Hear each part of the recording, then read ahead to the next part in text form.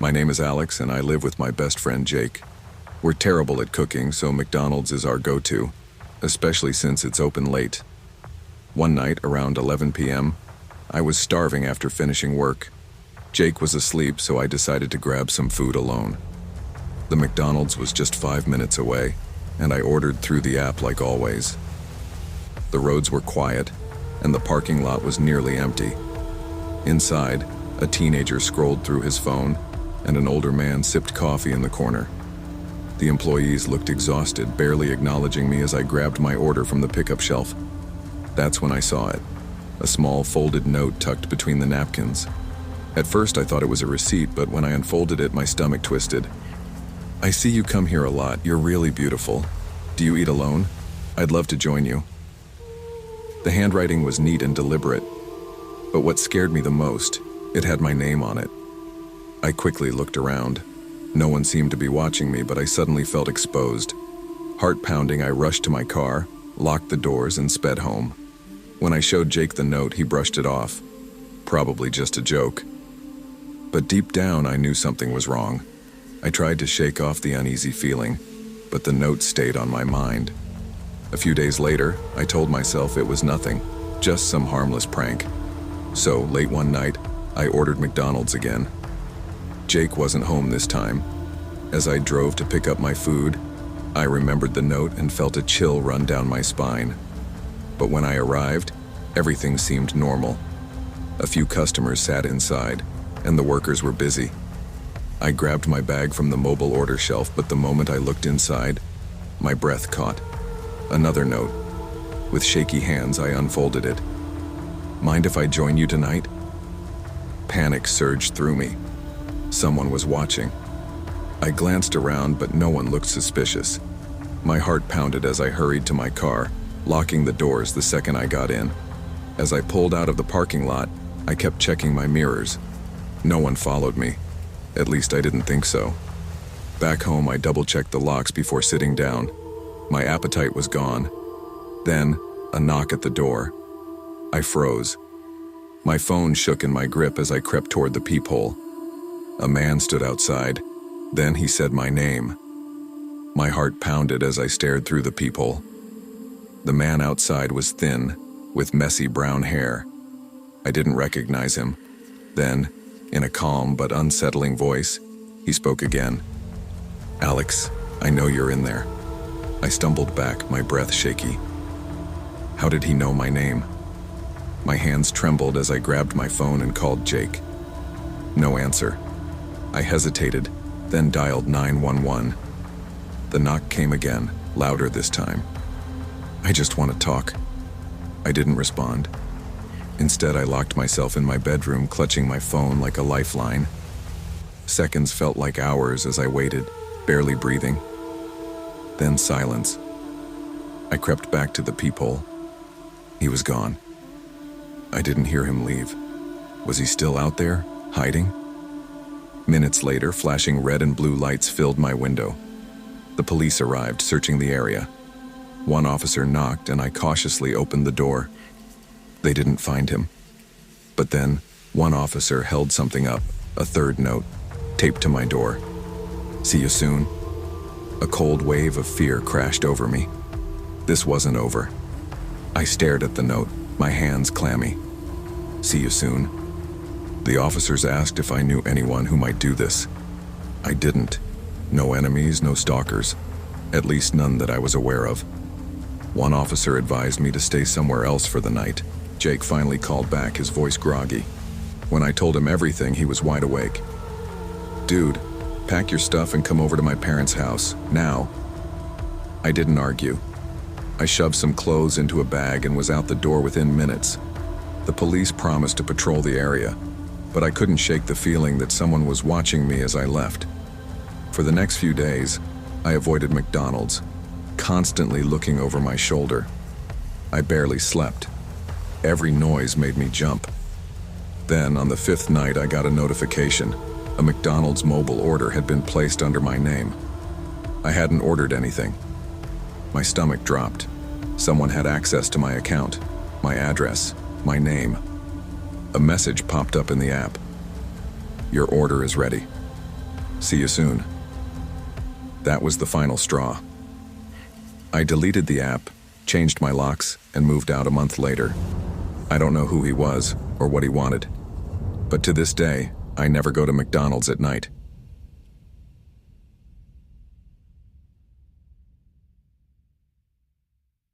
I was 16, living in a small Texas town, working part-time at McDonald's. My shift that Friday night was like any other, taking orders, cleaning trays, and flipping burgers. The usual crowd filled the place, but around 8 p.m., things started slowing down. That's when I saw her. A woman walked in but didn't get in line. She didn't check the menu. She just stood near the entrance, staring at me. Before I could react, she pulled out her phone. Flash. She took a picture of me. I froze, my hand still on the register. The customer in front of me turned around, confused. But by the time he looked, the woman was already walking out. "What was that?" the man asked. I don't know," I muttered. "She just took a picture of me." The customer frowned. "Of you?" I nodded, forcing a laugh. Maybe she was just taking a picture of the restaurant. That night, as I clocked out, I told my coworker Jordan about it. Some lady just walked in and took a picture of me, didn't say a word. Jordan's face twisted in confusion. "That's weird." I shrugged, trying to brush it off. But deep down, I had a feeling this wasn't over. And I was right. A few days later, I was working another evening shift. The place was quieter, only a few customers scattered around. I was wiping the counter when the door opened. I looked up, and my stomach dropped. It was her. She had her hair tied back this time, wearing a different jacket, but I knew it was the same woman. She walked in, took a few steps forward, then stopped. My hands tightened around the rag I was holding. She pulled out her phone. Flash. Again. I felt my pulse race. "Hey," I called out, louder than I intended. "What are you doing?" She didn't answer. She slid her phone back into her pocket, turned around, and walked out, just like before. I stood there, frozen. Luis, my coworker, walked out from the back just as the door shut. "What's up? You look freaked out." "That woman," I pointed at the door. "She was here last week. She just took another picture of me." Luis frowned. "The same one?" "Yes. She didn't order anything, just took the picture and left." Luis let out a low whistle. "Dude, that's weird." I swallowed hard. "Yeah, and now it's really starting to freak me out." A week passed, no sign of her. I started telling myself I was overthinking it. Maybe she was just some strange woman who liked taking random pictures. Then, I came home from school one afternoon, and my mom handed me an envelope. "This came for you," she said. There was no return address, just my name. A strange feeling crept over me as I tore it open. Inside were 2 photos. My hands shook as I pulled them out. They were pictures of me, the exact ones the woman had taken at work. My stomach twisted. How did she know where I lived? "What is it?" my mom asked, noticing my expression. I hesitated before showing her. "Someone sent me these," I said, my voice barely above a whisper. Her face darkened. "Who sent them?" "I don't know," I admitted. She took the photos, examining them closely. "This isn't normal," she said. "We need to tell someone." The next day at work, I told my manager, Mike. "That's bizarre," he said, scratching his head. "You think?" I muttered. "I don't even know this woman. If she comes back, let me know. We'll call the cops if we have to." But she never came back, and somehow that scared me even more. Days turned into weeks. No more pictures, no more envelopes, no sign of her. At first I felt relieved. Maybe whoever she was had finally lost interest. But the more I thought about it, the more uneasy I became. Why had she stopped? What did she want? One night I was closing up at work. Luis and I were taking out the trash when he suddenly nudged me. "Dude, don't freak out, but I think someone's watching us." My heart pounded. "Where?" He tilted his head toward the parking lot. A car was parked far from the others, headlights off. A shadowy figure sat inside. I swallowed hard. "You think it's her?" Louise shifted uncomfortably. "I don't know. But it's weird, right?" We hurried back inside, locking the doors behind us. My manager was counting the register. "You guys okay?" "There's a car in the lot," I said. "Someone's just sitting there." Mike frowned and stepped outside. The car was gone. That night, as I walked home, I kept looking over my shoulder. I didn't see anything, but I felt it, like eyes on me, like someone, somewhere was still watching. And worst of all, I knew they weren't done with me yet.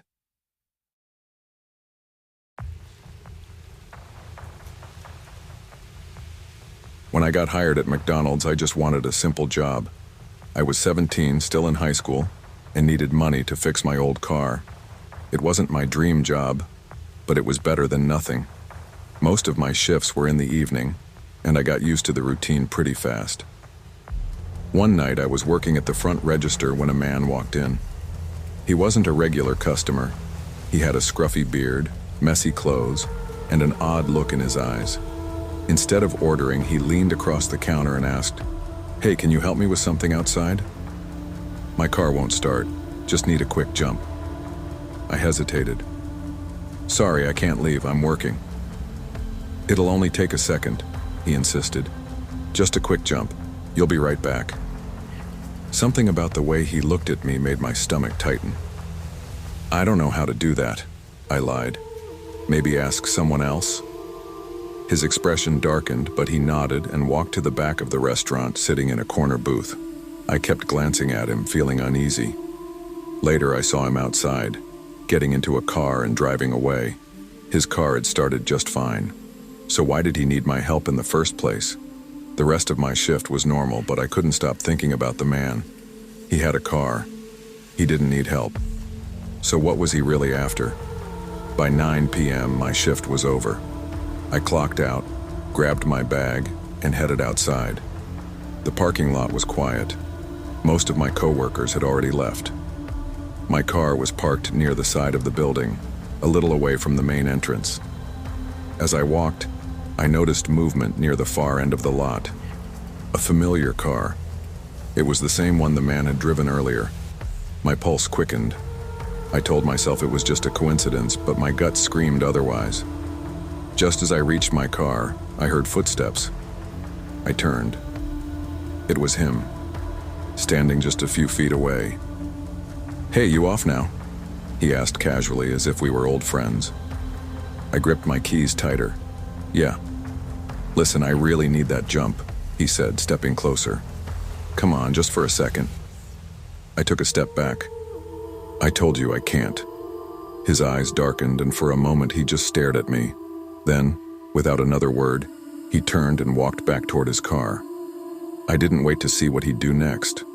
I jumped into my car, locked the doors, and sped off. As I drove out of the parking lot, I kept checking my rearview mirror. My heart pounded in my chest, and then I saw them. Headlights, the same car, following me. I swallowed hard and made a quick turn onto a side street, hoping he wouldn't follow. The headlights turned with me. Panic set in. I pressed harder on the gas, making another sharp turn. He stayed right behind me. I needed to lose him. My mind raced through options. I could drive home, but what if he followed me there? I couldn't risk it. Instead, I turned toward the highway, hoping to lose him in traffic. For a few agonizing minutes, he stayed behind me, matching my every turn. Then, just as suddenly as he had appeared, he took a different exit and disappeared into the night. I didn't slow down until I was sure he was gone. My hands were shaking as I pulled into a gas station. I sat there trying to catch my breath, staring at my phone, and then it buzzed. A text message from an unknown number. "Why'd you run?" I didn't go straight home. My hands gripped the wheel tightly as I took random turns, hoping to shake the uneasy feeling crawling up my spine. My eyes flicked to the rearview mirror every few seconds, scanning the road. Empty. No headlights following me. Still, something felt off. Finally, I pulled into a gas station, parking under the bright lights. My breath came in short, shaky bursts. I needed to calm down. Maybe I was overreacting. Maybe he was just awkward, not dangerous.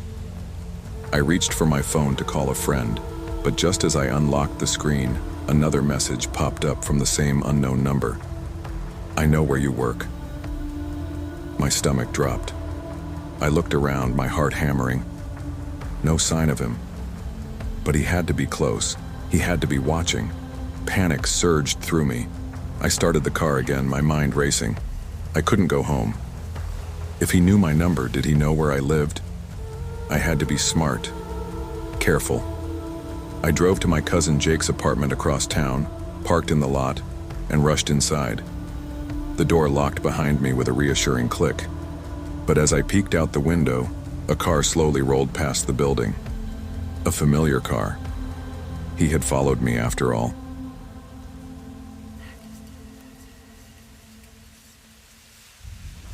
My name is Ryan, and last year I worked part-time at a McDonald's near my high school. I was saving up money to buy my own car, so I took whatever shifts I could get. Most of the time, that meant working nights, usually from 4 p.m. to 9 p.m. It wasn't the most exciting job, but it paid the bills. One night I was working my usual shift. It was busy at first, but things eventually slowed down. Around 7 p.m., while I was taking orders at the front counter, a man walked in. He was tall, thin, and wore a dark hoodie with the hood pulled low over his face. He walked straight up to me but didn't order anything. "Hey, can you help me jump my car?" he asked. I hesitated. I'm kind of working right now. Maybe you can ask someone outside?" He shook his head. "It'll be quick. Just a minute." I didn't know much about cars, and something about him felt off. "I really can't leave the counter. Maybe try calling someone?" The man's face tensed. "I don't have roadside assistance. Just come out for a second." His insistence made me uncomfortable. I shook my head. "Sorry, I can't." He stared at me for a moment, then sighed and walked away. I watched him head to the back of the restaurant and sit at an empty table. He stayed there for a while, occasionally glancing in my direction. Then, a little before 8 p.m., I saw him through the window. He was getting into an old gray sedan, and then he drove away. I felt relieved. I thought that was the end of it. But I was wrong. When my shift ended at 9 p.m., I grabbed my bag, said goodbye to my coworkers, and stepped outside. The night air was cool and the parking lot was quiet. Most of the customers had already left. As I walked toward my car, I stopped. The gray sedan was parked near the edge of the lot. My stomach twisted. The man got out. "Hey, can you help me now?" His voice was calm, but something about it felt forced. I frowned. "I thought you left earlier." He shook his head. "Nah, I've been here. My car won't start. Just come take a look." I took a step back. "I don't know anything about cars. I really can't help." He stepped closer. "I'll show you. It's easy." Every instinct told me to leave. "I gotta go, man, sorry." His expression darkened. Then suddenly, he lunged toward me. I turned and sprinted to my car, heart pounding. I could hear his footsteps behind me getting faster. My hands shook as I grabbed my keys. I yanked open the door and threw myself inside, locking it just as he reached for the handle. He pulled at the door. "Wait. Don't go." His voice was desperate. I started the engine, reversed out of the spot, and sped away, glancing in the mirror. He stood in the lot, watching me disappear into the night. I didn't stop driving until I reached home. Even after I got home, I couldn't shake the fear. My parents were asleep, so I went straight to my room, locking the door behind me. My hands were still trembling as I pulled out my phone and called my manager. "Hey, I just left work and there was this guy in the parking lot. He asked me to jump his car earlier, then chased me when I said no. I think he's been hanging around." My manager, Lisa, sighed. "That's really weird. I'll check the cameras tomorrow. If he comes back, I'll call the cops." That should have made me feel better, but it didn't. I lay in bed, staring at the ceiling. listening to every little sound outside. Was he still out there? Was he watching me? The next few nights I was on edge. Every time I worked a shift, I checked the parking lot before leaving, but the gray sedan never showed up again. For a while, I convinced myself that it was over, until the note appeared. A week after the incident, I arrived at work for another evening shift. Everything felt normal, until I went on break. I grabbed my drink and headed to the back room to relax for a few minutes. When I sat down, I noticed something on the table in front of me, a folded piece of paper. I frowned and picked it up. As soon as I unfolded it, my blood went cold. "You got away last time. You won't next time." I shot up from my seat, looking around. My co-workers were chatting, oblivious to my panic. I rushed to Lisa's office and shoved the note in front of her. "I just found this. I think it's from that guy." She read it, her face turning pale. "This isn't a joke. We're calling the police." That night, the police came and took my statement. They checked the security footage, but the cameras didn't show who left the note. They promised to keep an eye on the area. After that, I never saw the man again. But for months, I felt like someone was watching me. And every time I saw an old gray sedan, my heart pounded, afraid that one day he'd come back.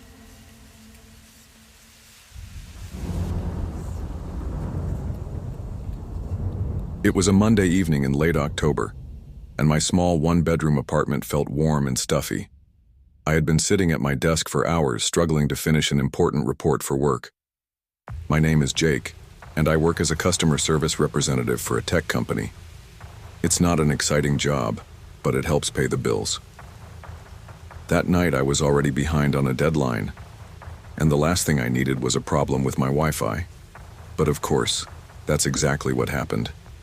At first, I thought it was a small issue. I restarted the router, checked my laptop settings, and even unplugged everything for a few minutes. Nothing worked. The little Wi-Fi symbol on my screen remained disconnected.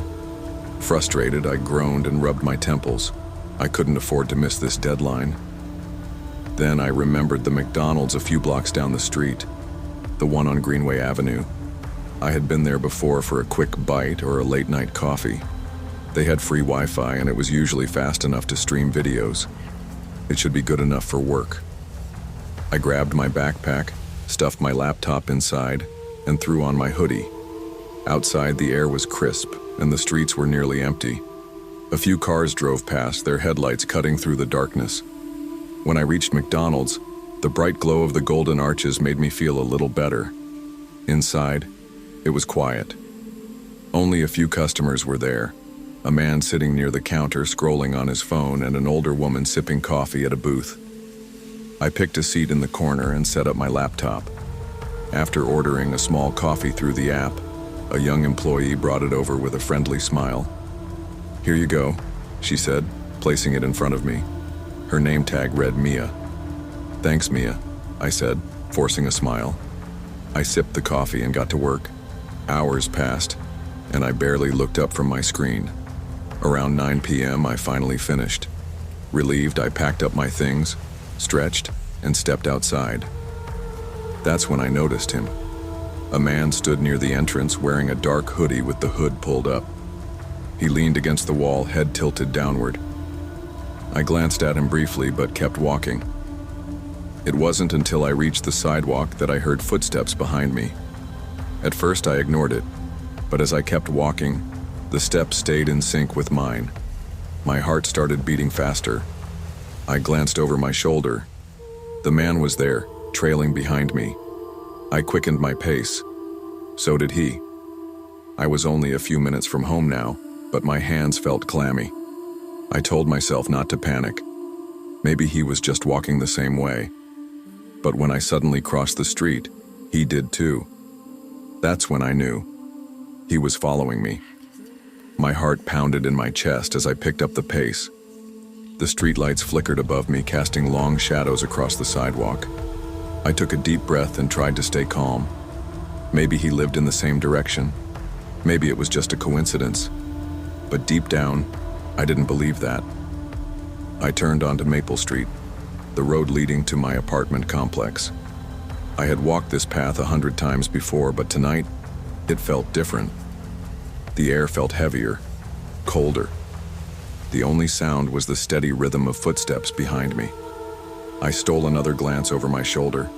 He was still there, same distance, same slow, deliberate steps. His hood was still up, hiding most of his face. I reached my apartment complex and made a quick decision. I couldn't let him see which door I entered. If he was really following me, I didn't want him knowing where I lived. So instead of heading straight for my building, I walked past it, pretending to be heading somewhere else. Out of the corner of my eye, I saw him stop. He was watching me. My hands trembled as I pulled out my phone. Should I call someone? The police? My fingers hovered over the screen, but before I could decide, I heard it. The sound of footsteps coming closer. I panicked. Spinning around, I rushed toward the side entrance of my building. My hands shook as I fumbled for my key fob. I could feel him behind me, closer. I swiped the fob. The door unlocked with a soft beep, and I yanked it open, slipping inside. I shut it behind me and pressed my back against it, gasping for breath. Then I heard it, a soft rattle. He was trying the door handle. For a few moments, I stood frozen, my breath coming in shallow gasps. The rattling stopped. Silence filled the air. Slowly, I crept up the stairs to my apartment, my legs weak. When I got inside, I locked every door and window, my hands still shaking. My bedroom window overlooked the street. I peeked through the blinds. He was standing there, right below my window. Even in the dark, I could feel his eyes locked on me. And then, slowly, he raised his hand and flipped me off. I slammed the blinds shut, my heart hammering. That night I barely slept. Every sound made me jump. Every shadow looked like him. The next morning I felt exhausted. I told myself it was over. Maybe he was just messing with me. Maybe I'd never see him again. Then in the afternoon, a plain white envelope arrived in the mail. It had no return address, just my name. My stomach twisted as I opened it. Inside were 2 photographs, both of me, one outside McDonald's, one outside my apartment. I stared at the photos, my hands trembling. Who was this guy? How did he know where I lived? I felt sick. My mind raced with questions, but no answers came. I showed the envelope to the apartment manager. He promised to check the security cameras and inform the police if anything seemed off. But part of me knew the truth. This guy wouldn't get caught so easily. That night I locked every door, double-checked every window. Hours passed and the apartment was quiet. Until 2 a.m. A tap at my window. I shot up in bed, my heart pounding. Slowly I reached for the blinds, hands shaking. I pulled them up just a crack, and there he was, standing in the grass looking up at me. I couldn't see his face under the hood, but I felt his eyes. And then, just like before, he raised his hand and waved. I shut the blinds, backed away, and grabbed my phone. This time I called the police. By the time they arrived, he was gone. I never saw him again. But even now, every time I walk past McDonald's, I feel it. Like someone, somewhere is still watching.